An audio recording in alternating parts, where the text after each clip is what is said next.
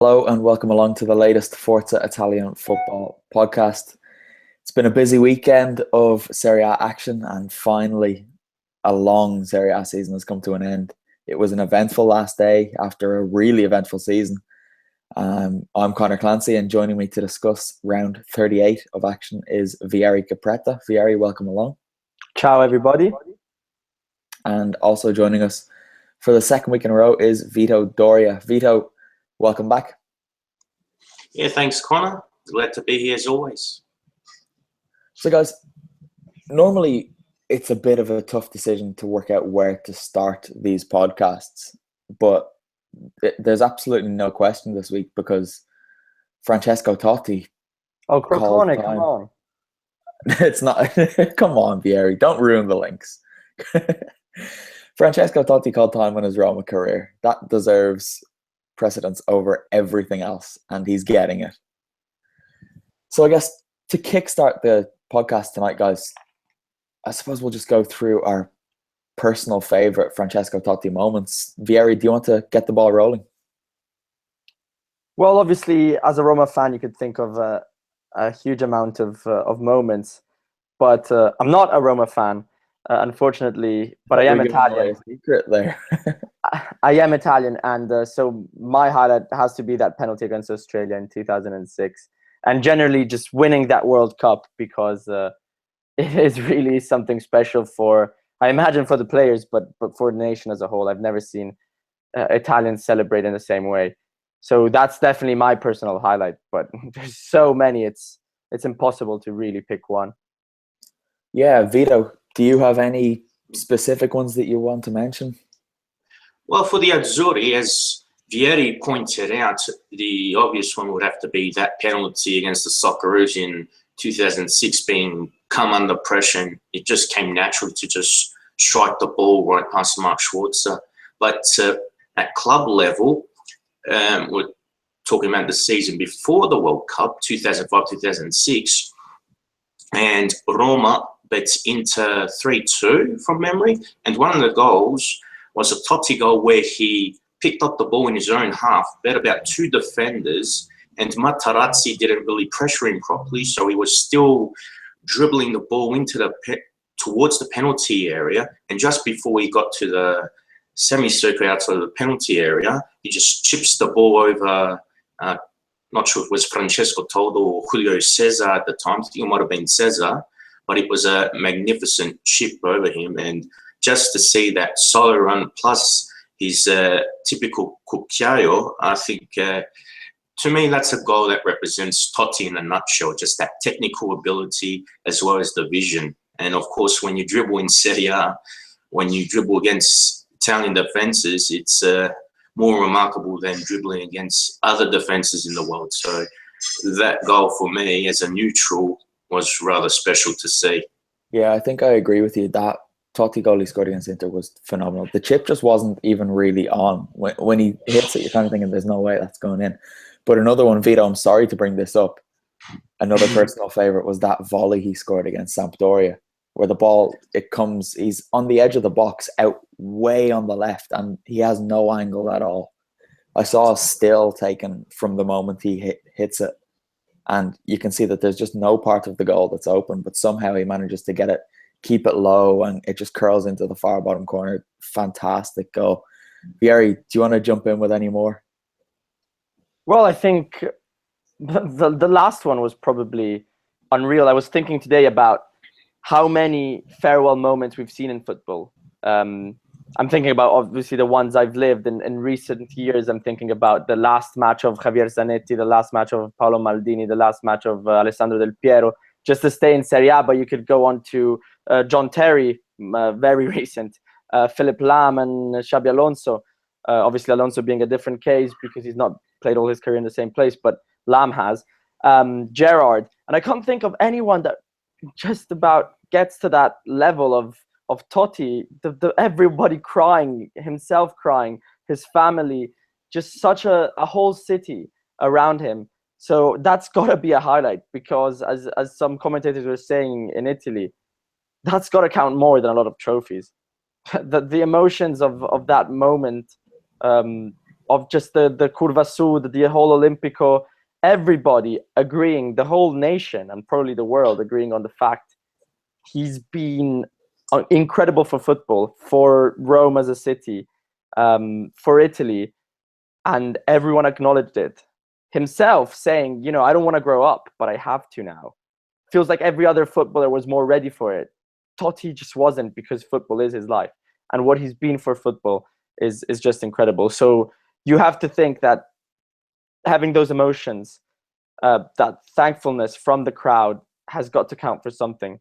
And I just have to add that, we're talking about moments here, but it's his career as a whole that is incredible. Talking 25 seasons with the same shirt, 28 years if you listen to his words, obviously counting before Serie A, and 250 Serie A goals. That's second best in history. All obviously scored with Roma. If you look at that, the 250 goals Totti scored are more than the whole current squad put together. And if you think that the day he had his Serie A debut, only 1/3 of the current Serie A, 1/3 of the current Serie A players weren't even born at that point. So this and many other stats, obviously, and let me take the chance to talk about our video we have on the side, which obviously encapsulates his career as much as we can. It's a bit of a tribute and running over everything he's done, from winning the World Cup to the Scudetto to all what people have said about him, and obviously all the statistics. So there's all of that in this video you should really check out. But on top of that, I mean, it's been moments, it's been his whole career. It's just Francesco Totti. It's a big part of Italian football that has said goodbye just yesterday. I think it's a measure of the man that he had Daniela De Rossi crying in the Stadio Olimpico, and if you can make Daniela De Rossi come to tears, you've done something quite special. But I think when it comes to discussing these players who are clearly deserve to be mentioned as one of the all-time greats, it's hard to really pinpoint where they actually stand. But this is a man who, Diego Maradona, who most people will consider one of, if not the greatest footballer to ever play the game. Diego Maradona said that Francesco Totti is the best player he has and will ever see. And if that's what Diego Armando Maradona is saying, well, that's good enough for me, and I'm sure it's good enough for most other people. One of the interesting things about this is, though, that all the talk is about him retiring, but he hasn't actually said he's retired. It looks like he's going to go and end up playing somewhere else. Vito, I'll bring you back in. I don't know what you think about the idea of Francesco Totti lining up in a kit that's not Roma's, but for me, it just doesn't sit right. But surely he's not going to play anywhere else in Italy. It's going to be MLS, China, somewhere like that. Well, the speculation I've heard is, as you said, MLS, and the other place would be the United Arab Emirates, or perhaps maybe even another Middle Eastern country. So it seems that he's not keen to wear another jersey within Italy. But I have heard just some minor rumours that Sampdoria were even interested, because Massimo Ferrero, the Sampdoria president, who's also a Roman, has some interest and liking in him, but I don't see the realism in it. And I don't think the Sampdoria coach Marco Giampaolo would approve of such a move, because he had to face out Antonio Cassano. So bringing in a 41-year-old Totti, well, he's 41 in September anyway, that would not be an ideal move for Samp. So I think it's better, if he's that keen to play overseas, get an easy paycheck, and just leave it that way, because at his age, he should not be in a position to put his body on the line week in, week out in a strong and competitive league. Vieri, on talks of the MLS, what do you think about a move to Miami? I think Alessandro Nesta might be involved with the club there. He could bathe in the sun, get a decent paycheck, hang out with Kaká on his days off. Yeah, I mean, things that sound amazing for a lot of people. I mean, I would totally go there, but I think he's not gonna leave Rome, to be honest. He seems like he's lived there his whole career. He's from Rome. He loves the people. The people absolutely love him. And a lot of commentators and journalists in Italy are basically saying that he's different to a lot of the players we're used to who travel a lot. He loves Rome. He loves his life. His wife is from Rome. We're talking about at a pure like family level here. His kids are going to school in Rome. So I honestly don't see him actually leaving for pure logistics and just life decisions. Not like Del Piero, who left Juventus, went to Sydney, then went to India. He's a different type of man. Del Piero wanted to see the world, wanted to travel. I don't see Totti doing that personally. And he has said it's his last Roma game, obviously, and we've seen the reception there. It'd be a bit funny if it's actually not. But he's obviously not going to play anywhere else in Italy, and I don't see him playing anywhere else in the world. I honestly think it was his last game, but it's a personal opinion. Obviously, if anything, he would have to move to somewhere, like you said, Miami, because there's a good friend of him receiving him, Nesta, and the MLS. He needs to go into a league where he would play, because there's no point in continuing a career on the bench. So none of the top leagues are able to offer him playing time. So if anything, he would do his best in a league like the MLS, and it would be a lot of fun from a marketing point of view. It'd be very interesting to see what happens next. Definitely. Well, he showed when he came on in the 35 minutes or so that he played that he's still got a lot of ability. He might not be able to move around the same way that he once could, but he can still pick out a pass, and when he has the ball at his feet, there's not much that he can't do, really. If we're going to talk about Roma then, away from Francesco Totti, begrudgingly, they did win and secured their place in the group stages of next season's Champions League. What do we think? Is Italian football better off that Roma got the automatic place so that they don't have to go through the qualifier? Because surely you'd fancy Napoli in a qualifier more than you'd fancy Roma. Vito, what are your thoughts? I have to agree with you there, Connor. Last season they showed, well, actually at the start of this season, Roma showed that they could not handle that knockout or two-legged playoff system. So for them to go straight into group stage would be easier for them mentally. And Napoli, they're a different proposition than what they were when they were knocked out by Athletic Bilbao a few seasons ago under Rafa Benitez. So I think the way Sarri has Napoli set up, that might suit them better. And I don't think they would bottle under the pressure in the same way Roma would. Yeah, well, we've had plenty of Roma talk recently. And Vito, you actually wrote a piece about Stefan El-Shaarawy. Do you think next season he has the ability and the know-how to actually take a bigger role in this team? I personally think he does.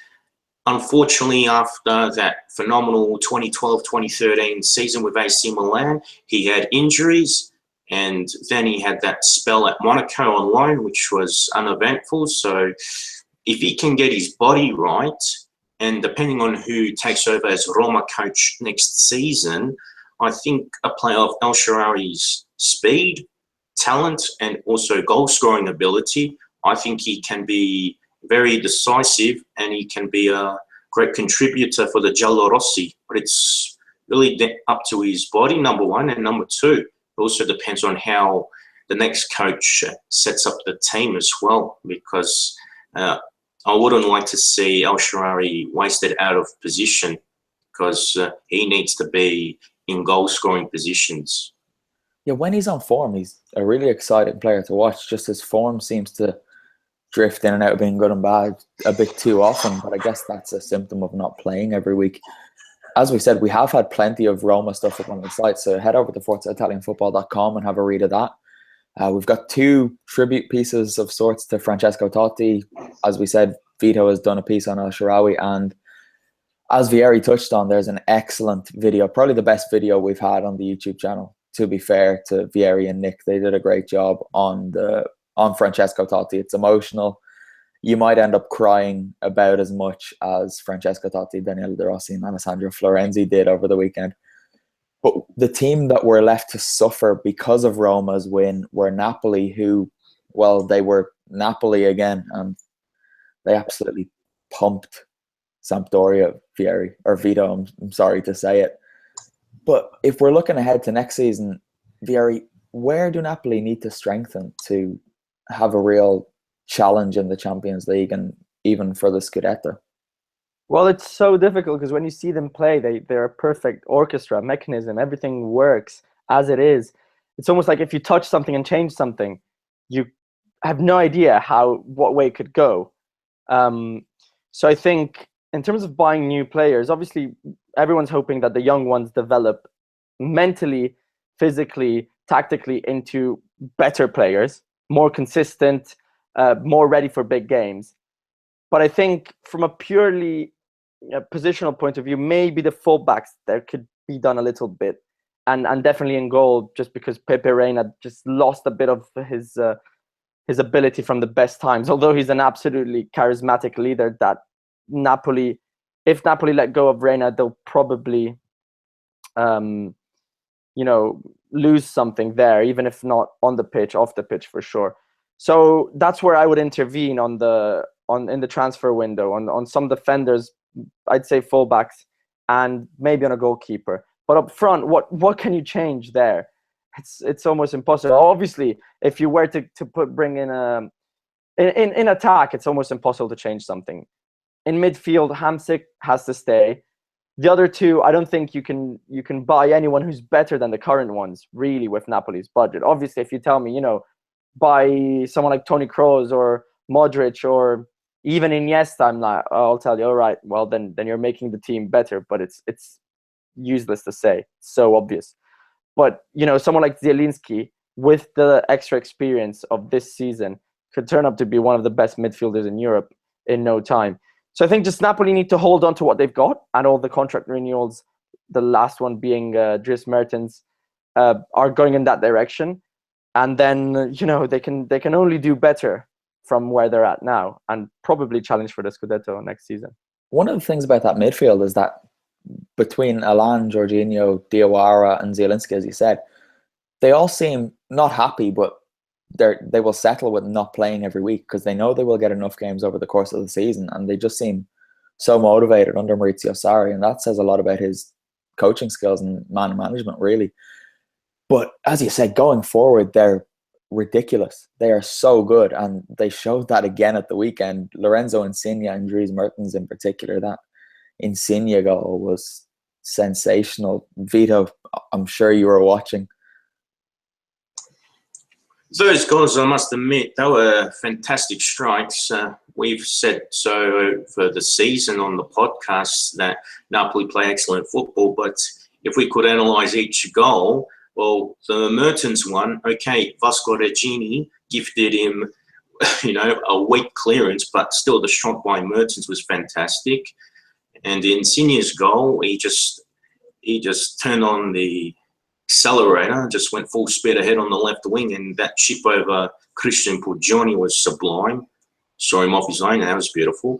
Third goal, bad defending by Sump. They looked all over the place, but to persist in the way they did, Napoli, to combine with all those passes, and then Hamsik with the diving header, and was still a good effort by the captain. And the fourth goal, I wrote a piece about Jose Callejon a few weeks ago, and he added his 14th goal of the season with a fantastic volley. But even Sampdoria, they had two good consolation goals, especially the Alvarez one, dribbling in tight area. Mind you, the Quagliarella goal was probably the most boring one he's ever scored. He scored with a tap-in. So as a neutral, that game was a good one to watch, although as a Sump fan, disappointing way to end the season. But this is the Napoli Serie A needs to see week in, week out, and more of this from Sarri's side against all kinds of opposition. It can only be better for Napoli as a club and as a city and Italian football in general. One of the most interesting quirks of this season, if you will, was if you take out October, I think it was, when Napoli slipped up a little bit, and include every other month, Napoli would have won the Scudetto. So that shows just how good they have been this year. And they're really not far off actually competing properly next season. But if you look at teams that showed a great run of form towards the end of the season, Crotone, They did it, guys. We've been talking about them for a while, but they actually stayed up. I know they owe Empoli and Palermo a lot of credit for that, but seriously, Vieri, just how amazing is this story, and where the hell was this form pre-March?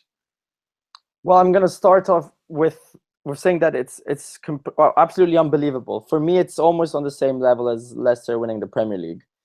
But I think you need to listen to what Nicola, obviously the coach, said a couple of months ago when they just about started, when he started seeing what he wanted to see and they started getting the first good results.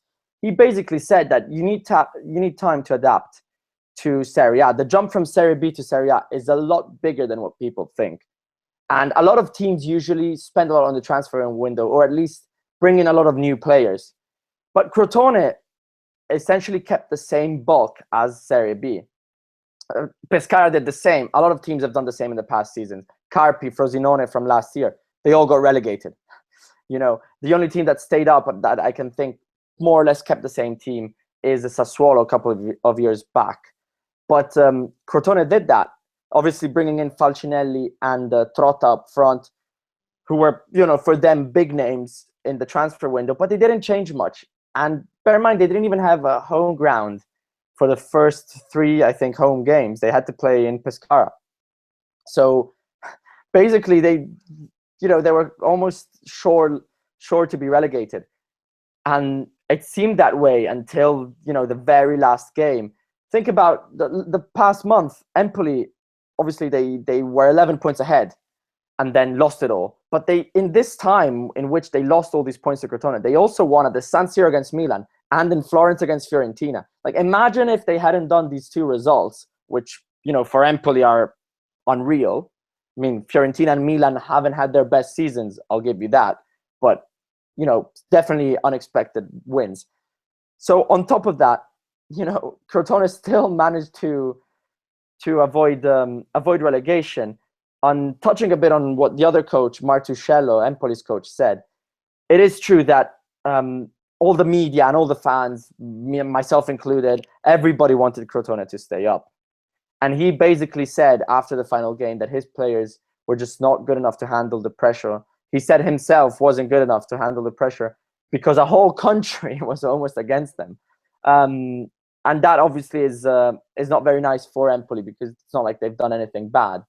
But, you know, it's just an amazing, amazing thing. And it's given that extra little reason to follow Serie A in the final games. And everyone who was saying, you know, we need a Serie A that's now only 18 teams because 20 is too many. We cannot keep the level, you know, good enough. Everyone has to take their word back, because what Crotone have done is a miracle. It's amazing. That's the thing. We've been extremely critical of Empoli on this podcast from the start of the season, criticizing their lack of goals and just everything basically. But then in the last couple of months, we've kind of had to shut up about it, because they've put up a brave fight. But then when it came down to the end, it's kind of harsh to say they bottled it, but they really did choke. They were playing Palermo, who, if you could pick your last game of the season when you need 3 points, you would pick either Palermo or Pescara, and they just couldn't get the job done. But as Vieri said, there is a huge gap between Serie B and Serie A that a lot of people don't really realize. Vito, I'll bring you in here. Do you think that because there's 3 teams coming up again, surely Crotone will fancy their chances of staying up again next season? It really depends on how the other teams rebuild. So depending on what Spal and Hellas Verona do to their teams, it's going to be another tough challenge for Crotone. But another thing too is also how Crotone, how they decide to invest on the transfer market too. Where Davide Nicola has an advantage is, of course, this is his first season with the team, and in the remaining rounds he had a stable first 11. They understood his 4-4-2 formation. So going on to next season, depending on how many players leave or stay, they just got to add the right players who suit his style, understand his tactics better than others. And another survival of the relegation battle is a possibility, because it just goes to show that sometimes what is required is just patience and persistence. And I must give credit to the Crotone president, Vrenna, for sticking with Davide Nicola, because any other coach, any other president, whether it be Zamparini from Palermo, Lotito at Lazio, or my mate at Genoa, Preziosi, they would just sack Nicola without even thinking twice. So I think it's great that Crotone bucked the trend and just stick to the guns and gave Nicola an opportunity to prove himself. I think if that was at Genoa, he would have been sacked at least 3 times throughout the course of the season and brought back. But you said patience is key, and one of the most amazing stats to surface from this Serie A season backs that up. Out of 3,420 Serie A minutes, excluding added time this season, Crotone were, for 3,343 of them, in the drop zone, and they were only safe for 77 minutes. But they happened to be the last 77 minutes of the season, and they stayed up. And we've already been planning our trip to Calabria next season to take in a Crotone game. So listeners, all come along and we'll have a great time. But the result, they did play Lazio, we probably should mention, and beat them. And that result means that Atalanta finished 4th. So, guys, we've spoken about their achievement of getting a European place, but the European place has dropped down to 6th this year.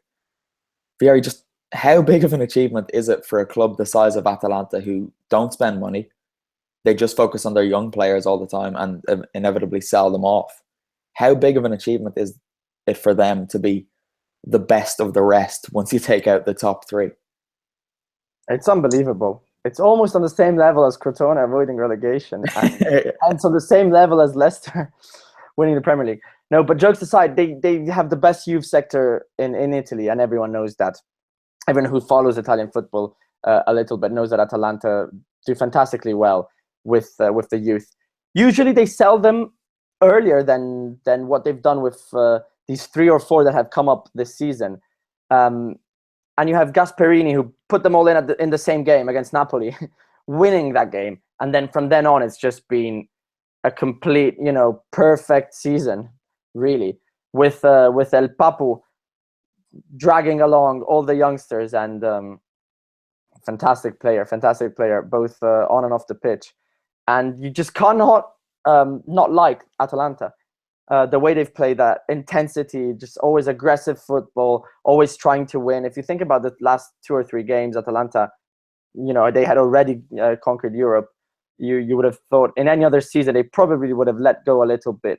They won their final, I think, 2 or 3 games. Correct me if I'm wrong, but yeah, they won their last 2 and drew with Milan in the 3rd from the end. Yeah, so the draw with Milan was the point they needed to secure Europe, I think. And then they won the last 2 without any motivation on paper. But what they got from that is their 4th place, and it's an incredibly good achievement. And if anything, they'll go to Europe, they'll get some money out of that, and they'll probably be selling their players soon. And then it's a matter of how much the president can resist the offers, and if and when the money comes in, be able to invest it properly to try and maintain this level. Because Atalanta will have to play the Europa League next year, and it's official. There's no escaping there. No, it's been an unbelievable season, but I wrote about this, and it's just going to be a continuation of that cycle where the youths have come through and impressed, but this summer they're all going to leave, basically. Andrea Conti last season said he was going to stay for 1 more year. That year is done now, so he's going to move on. He's been linked with Milan. His agent has said he'd be stupid to turn down an offer to go to Milan. Francesco looks like he's moving ever closer to joining Milan. I think I saw a report, not confirmed, that his medical is actually at 9 o'clock tomorrow morning. So that'll be interesting. It is pretty much confirmed. We can give the news. It should be at 9 o'clock tomorrow morning. And the fee should be 28 million euros. So, a decent sum. Or you could argue it's a bargain if he continues this form next year, but it's a lot of money coming in. Yeah, I think it's a bit of both. It's a great deal for Atalanta and for potentially for Milan, who sign him. But we've got in midfield. First it was Daniele Baselli came through. Then he was sold. Then Roberto Gagliardini filled his place, and then he was sold. Francesco then, and he's going to be sold. But next up, it's just going to be Filippo Malagoni made his debut this season, and he's probably just going to play a bit more next. I suppose we'll move on because we've spoken plenty about Atalanta. If you want to read my piece, I'd recommend it. Go over to ForzaItalianFootball.com. We'll move on to the Milan clubs. AC Milan were beaten by Cagliari, though their performance was probably quite good. It put in an incredible performance for Cagliari to win them that game. And Inter, once again, well, they won when it doesn't really count, didn't they? They beat Udinese 5-2. Forget the games because they don't really mean all that much in a wider context. But if we're looking at the summer, Vito, what do you think Milan should do? They've been linked with Frank Kessie, as we said. Alvaro Morata's another one. Andrea Bellotti. What do you think they're going to do in the summer? In my opinion, I reckon the Morata one is actually more realistic than getting Bellotti, because the Torino president, Urbano Cairo, is really holding out for the €100 million bid. And more than likely, that bid will come from a club outside of Italy than someone in Serie A. So I don't think Cairo would want to sell to AC Milan because he probably won't get the profit that he would like. So with the Morata move, though, I reckon he would be an excellent investor for AC Milan, given that they do invest in other positions, and the Chinese ownership give enough money for Vincenzo Montella to build a team that suits his attacking philosophy. Morata was a fine player for Juve, and he did well in big games as well. Played a part in that 2014-2015 Champions League campaign, so he is familiar with Serie A action as well. And he's 25 now, so now this is his chance to peak. At Real Madrid, he's still not getting those opportunities, and Florentino Perez, I'm sure he'd make good money out of him if the rumours of 70 to 80 million euros are true. So it's not like Real Madrid are letting him go for a bargain. If AC Milan do purchase Morata, it would be an excellent signing, and maybe with more stability and less competition in the forward positions, he might really thrive as a striker and really fulfill his potential. Yeah, well, if we're going to look at Inter then, Vieri, they've spent ridiculous money in the last couple of seasons. They were in a bit of bother with financial fair play, which meant they actually weren't allowed to register a lot of their players for the Europa League squad last season. What are they going to do this summer? Because surely they've proven that throwing money at it isn't doing all that much for them. But again, they're being linked with selling Ivan Perisic, who looks like he's going to go to Manchester United or maybe Chelsea, probably United. So that will give them a bit of money to reinvest. Where do you think they need to put that money? Well, the first thing they had to do was make sure the club had a clear hierarchy in the sporting director and all the key elements you need to make a club work. And Juventus is a prime example there. And obviously they got Walter Sabatini in. They might be bringing Oriali back. And then you've got Ausilio, who was there from before, Javier Zanetti. And you've got that structure there. Now, from there, obviously, selling Perisic means you sell one of the best players of the team, but you cash in a lot from him. And the truth is, let's be honest, you could probably be selling any of the current Inter players. There's nobody who you absolutely want to hold on to, if not maybe Mauro Icardi, even though him personality-wise as well, you see there's something lacking there anyway. It's not like he's a player you absolutely want to keep. So I don't think it's an issue if they let go of Perisic. What they need to do is spend that money correctly and make sure they buy the players the coach they pick wants and needs. And they have to make sure they buy players who really believe in the Inter project, in wearing that shirt, having that kind of personality, that really believing in the Nerazzurri colors and not just saying it, not just the playing to their maximum level as long as they're fighting for the Champions League and then dropping it completely. That's not how a professional player does, football. That's just wrong. And I think it encapsulates Inter's season. The final two games where when they were completely out of the Europa League run, they went back to playing decent football, obviously against teams who had not much to say, but they won their games. So it's hard to pick names that could really lift the team. But you saw someone like, they brought in Gagliardini in January, and he became one of their best players because he really wanted the move to Inter. He's a strong midfielder, technically gifted, but it's not like João Mario and Banega aren't good players. What they need is the real personality, especially I think in midfield and probably in defense. So once you got that, a big, nice, big name on the bench, really, I think Luciano Spalletti could be a very good shout. And then I reckon Inter will be competitive, more so than AC Milan, if they get things right. Well, they do have the ingredients. Like, Inter beat Atalanta 7-1 this year when things were going well for them. And this is an Atalanta defence that were, I think, the second or third best in Serie A at the time. And Inter put 7 past them. It's just since then things have gone in complete opposite directions for both clubs. Talking about the Milan clubs, this links into one of the questions we've got on the live comments from Eagle. Vieri, I'll give this to you. What are your thoughts on foreign ownerships in Italian football? Well, there's my thoughts is that I absolutely love the passion an actual supporter president puts in. We've had Moratti, we've had Berlusconi. Now you can look at De Laurentiis at Napoli without going back to Cragnotti at Lazio, and the ones who basically went bankrupt in order to win a Scudetto, but that's how much they wanted it. Sensi at Roma, they went bankrupt. Cecchigori at Fiorentina. There's a lot of examples. So it's not always good for the club. Fiorentina had that supporter, president, fan, the number one fan of the club. They went to Serie C2, that's the 4th Italian division, because of that, because they went bankrupt. So if they bring in money, like Inter's president, Inter's Suning Group owners seem to be doing, then that's where the future is going. And you have it in the Premier League.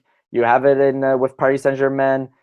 You'll soon have it, I reckon, probably in Spain as well, just because football isn't sustainable anymore. The sums are huge, and you need someone who is really, really rich, richer than Berlusconi. So, and you need financial stability as well, and a group like Suning has that. So that's the thing. You'll lose a bit of the romantic side, and that's sad. No one's going to give you that again. You'll probably get more financial stability. The problem is to making that financial stability translate into results. And you need people who know football. That's why you need to bring in people like Sabatini at Inter, people like Fassone at Milan, someone who knows his way around football, who knows how to treat agents when it's time to buy a player, knows who's good, who's bad, and won't just focus on big names because they're big names, but will be able to build a strong squad in order to get results. When you've got that all put together, when you have results on the pitch, I think there's nothing wrong with a foreign ownership. That was a good answer. I hope it answers our listener/viewers question. We're going to talk about Juventus, but first we're just going to touch on the situation in Serie B. The playoffs are going on at the moment. Carpi beat Frosinone in the second leg 1-0 with a late goal tonight. So they're in the final, and they will play either Benevento or Perugia, who it would be nice to see either of those teams in Serie A. I'm sure you guys will both agree. That game is 0-0 from the first leg, I think it was as well. So that's tomorrow night, and it's all to play for. Vito, if you were to pick Carpi, Benevento or Perugia, who would you like to see in Serie A the most? If it's a case of who I want to see in Serie A, I would like to see Benevento there. Again, going with the theme of having more Southern Italian representation in Serie A. I think it would be a fantastic achievement for them to get up there, because this is their first season in Serie B, and to do what Spal did, to go from from Lega Pro to Serie B, then straight into Serie A, that would be another incredible achievement too. And also for the Campania region in general, it would be great to see Benevento up there, because Napoli is obviously the big team, but Salernitana had a spell in the 90s, and then going further back to the 1940s from memory. Then Avellino had a great run in the 1980s. So to see another team from that region and from the Mezzogiorno get up to Serie A, it would be a remarkable achievement. And also depends with them as well if they can do a Crotone themselves, just coming from a small town and then just surprise the establishment just with a bunch of unknown players and young players. So, yeah, I'm really hoping that Benevento, they really end up winning the playoffs. Yeah, I'd be happy to see either Perugia or Benevento. We've shown that we're big fans of the southern teams on this just for a bit of diversity.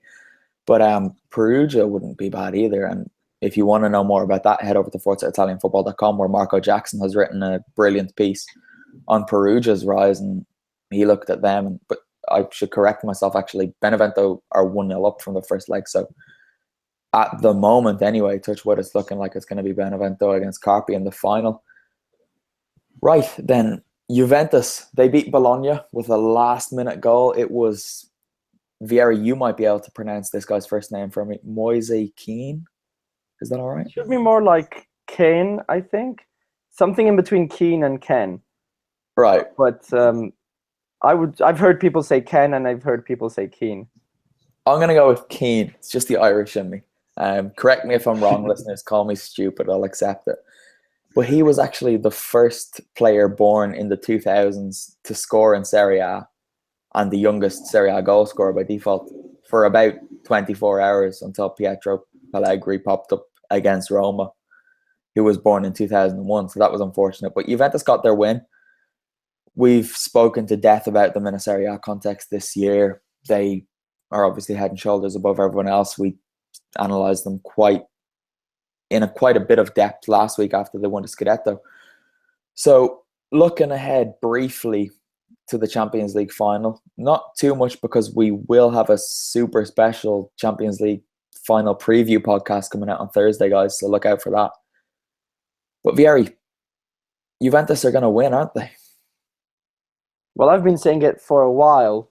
I don't want to jinx it. That's not why I'm saying it. But I believe they've got everything to win, finally. And the reason being, they've got all those little components you need. I think what they lack is that ability to win finals historically. That little seed they might have in their mind. But playing against Real Madrid, who instead are a club that historically always win finals, or almost always, 11 out of 14, whereas Juventus have lost 6, I think, out of 8. So, it's not the same kind of numbers going in. But you have a team with the best defense in the Champions League by a mile. They've only conceded 3 goals. They're really solid, really complete. They've got all those. They've got fast players. They've got strong players. They've got charismatic players. They've got the ones with personality. Real Madrid have all of these components, but as a team, Juventus just work a lot better. And they can play those 3/5 at the back that are able to control Real Madrid's attack, I think, fairly well. Of course, when you have Cristiano Ronaldo, anything can happen. But Juventus have just got it in them to win this competition. They knocked out Barcelona, which is on the same level as knocking out Bayern Munich for Real Madrid. But they absolutely dominated in contrast to what Real Madrid did. And let's not forget, nobody's ever won the Champions League in its current format for 2 seasons in a row. So that would be a big thing for Real Madrid to do. And so all these ingredients put together, the final recipe, says that Juventus, I think, are likely favorites. I think they're going to win it. I think they're going to do it. And it's going to be tough for fans of all other Italian clubs to put up with Juventus winning the treble. But it says a lot about the progress Italian football, or at least just Juve, have done in the past 3 or 4 or 5 seasons, leading to the final 2 years ago and leading to this final, which obviously comes after a much better Champions League campaign, and with Juventus being really confident they can do it. Yeah, I think, just touching on the quality of Italian football, Juventus have kind of pulled other teams up closer to their level. I was looking back at Atalanta finished with 72 points on previous years. 72 points would have been enough for second place 2 years ago. And Napoli and Roma both set their own high record points in Serie A. So the quality is slowly improving. Maybe if the Milanese clubs can come back, we might see it a bit more dominant in Europe, especially with the extra place coming to Italy next season. But Vito, this game has kind of been branded as a great defense against a great attack, and Juventus being the defensive team. But looking at this, is it more going to be won in midfield? Because Toni Kroos and Luka Modric have been fantastic for Madrid this year, but so too have Sami Khedira and Miralem Pjanic for Juve. So do you think that's where the real difference will be? It will play some difference to it. It will be significant, but it's all about all aspects of the squad and how each department is set up too. So about the midfield battle in particular, they've got Casemiro as the defensive midfielder of Real Madrid. So while Modric and Kroos, they provide a bit of quality and they help feed Benzema, Cristiano Ronaldo, or Isco when he's playing, that's going to be important. But Casemiro, if he can keep an eye on Dybala, that would be one aspect of Real Madrid's midfield that Juve got to be wary of. Casemiro should not be allowed to break down any Juve attacks. From the Juve perspective, it's not going to be easy for them, in my opinion, to hold on to the ball a lot. But this is where the likes of Khedira and Pjanic, they've got to be effective with the balls out of midfield. I expect Real Madrid to have more possession than Juve. So whenever Juve gets the chance to win the ball back, it's all about being aware of where they are on the pitch and knowing where their teammates are, just playing those right passes. If they pass with efficiency and also with vision and give that, that quartet of attackers the chance to counter-attack and make the most of the space that Real Madrid's defence would leave, that's where the midfield will be decisive for Max Allegri's team. I think for today, that's enough on the Champions League final. But as I said, there is going to be a special Champions League preview podcast. So that'll be coming out on Thursday. So keep an eye out for that, guys. That just about brings us to the end, but we do have a bit of housekeeping to attend to first. We had the competition for the Roberto Baggio mug and print. The print was done by the same guy who drew that beautiful Papu Gomez print behind me, for those of you watching. We had a few entries. Most of the entries went for Marcello Lippi as their answer, but I think that just turned into a case of people copying because they saw other people going for Lippi, because only one person got the answer right, and his name on YouTube anyway is Sleepy Doggy. We have been in touch with you. If you're listening or watching, check your messages. If you could reach out to us, that'd be fantastic. Just get in touch with us by sending an email to forzaitalianfootball@snack-media.com. Check your YouTube messages. There is one there. For those of you who just voted for Marcello Lippi because everyone else did, take a serious look at yourselves, guys. Come on. But we do also have the Forza Italian Football Annual Awards going on at the moment. And Vieri, you've been helping Nick out on the YouTube channel with some videos. Have you casted your votes in all the categories for Player of the Year, Coach of the Year, Club of the Year? I've casted yeah, more than one vote. Sometimes the page just refreshes. Or I just use different browsers to have my players win. But yeah, it's looking like some categories will have a complete landslide. Flop of the year, Inter. I mean, you have time until the 5th of June, if I'm not wrong, to cast your vote in a lot of these categories. But some of them, surprise of the season, guess who? Atalanta. Youngster of the season, will it be Donnarumma? Well, if you really love Schick, you can still try and make him win. It'll probably be Donnarumma. And then obviously signing of the season, best signing of the season, worst signing of the season, You got best player of the season. That's where there's a bit of a battle. I personally voted. I can say my vote is Sami Khedira, but there's a lot of big names there, and it's almost impossible to really pick one. I was a bit divided. I thought Raja Nainggolan had an amazing season as well, but Khedira will have a Scudetto won by the end of it. So, just go for it. Go for it. Vote for who you prefer, and you'll find out who wins on the 5th of June. I actually voted on my phone and on the laptop. I didn't realize that I'm opening it in different browsers, but one of the votes I gave to Papa Gomez just because. And then I think Sami Khedira got my more serious vote because he has been sensational in that Juventus midfield. Papu Gomez just deserves it for his dance, to be honest. Oh, definitely. We've all been doing that dance in our spare time. Let's not lie to the listeners. Vito, you hadn't voted last week. Have you changed that this week? Yes, I have. And if you haven't had a chance to vote for it, viewers and readers, do yourself a favour and vote for the categories because they're quite interesting. And in particular, for goal of the year, vote for Patrick Schick. That goal against Crotone was marvellous. Better than Dennis Bergkamp himself. I'll say it that much. Better than Bergkamp. Vote for it. It was fantastic. Forza Doria.